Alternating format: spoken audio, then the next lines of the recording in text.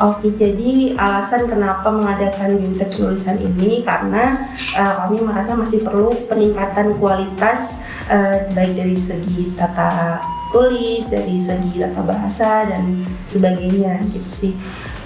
Jadi tujuannya supaya nanti produk yang kami hasilkan baik itu artikel, siaran pers maupun nanti opini ataupun semacamnya yang diberikan kepada masyarakat bisa tersampaikan dengan baik dan informasinya juga bisa diterima dengan baik oleh masyarakat.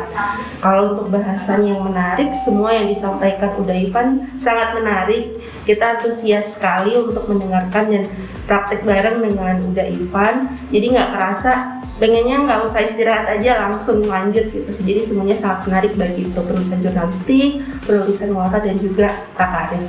Luar biasa. Hari ini kita ada pelatihan di mana udah? Hari ini di Lemhanas, pelatihan untuk jurnalistik dan penulisan wara. Oh, oke. Yang dipaparkan apa aja materi? Tadi untuk jurnalistik yang dipaparkan karakteristik jurnalistik itu produknya, kemudian gaya bahasanya dan juga tahapan penyusunan. Sedangkan kalau untuk penulisan wara itu yang dibutuhkan itu adalah bagaimana membuat kiriman media sosial akun pemerintah itu menjadi lebih luas bahasanya. Itu kurang lebih yang disampaikan pada hari ini. Oke, nah apa tantangan pelatihan kali ini? Tantangan paling utama adalah persetujuan dari atasan.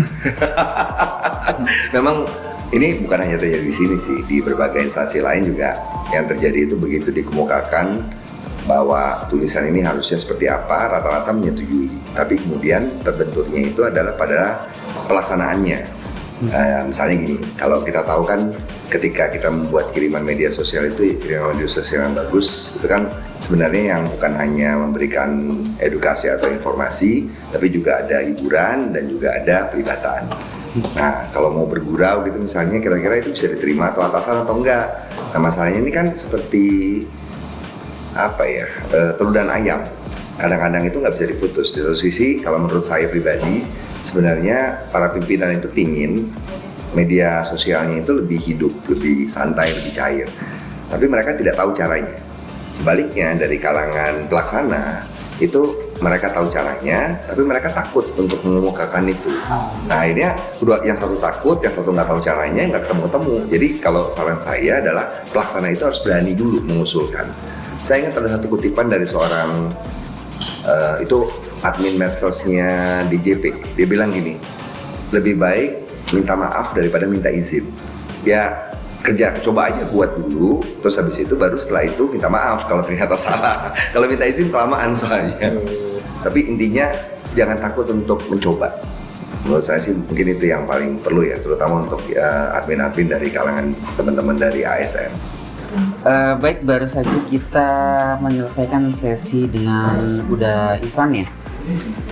Menurut saya sesi ini sangat berguna dan bermanfaat, terutama bagi saya sendiri, membuka mata saya dan juga menarik minat saya untuk lebih jauh mengeksplor keahlian atau menjelajah keahlian saya dalam menulis, terutama setelah diarahkan tadi mengenai penggunaan kaidah bahasa yang baik dan benar gitu ya, yang sesuai konteks pula. Jadi penjelasannya pun cukup logis, bisa diterima, dan saran saya pun bisa merekomendasikan sesi barusan ini untuk rekan-rekan yang mungkin selama ini berkecimpung di dunia penulisan atau yang berminat untuk masuk ke dunia penulisan untuk bisa ikut sesi yang serupa, karena penjelasannya cukup mudah dicerna dan diterima. Jadi ya ini pengalaman yang cukup berharga juga buat saya.